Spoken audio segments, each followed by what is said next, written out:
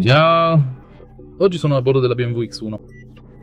In questo video ti mostrerò come misurare il livello dell'olio.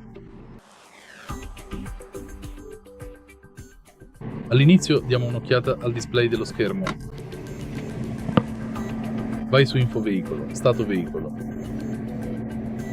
e seleziona livello olio motore. Ora l'auto sta misurando il livello dell'olio motore.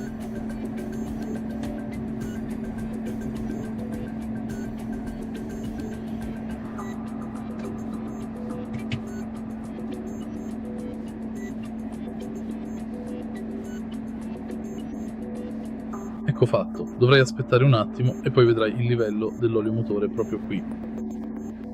Se hai trovato utile questo video metti mi piace, commenta e iscriviti al canale.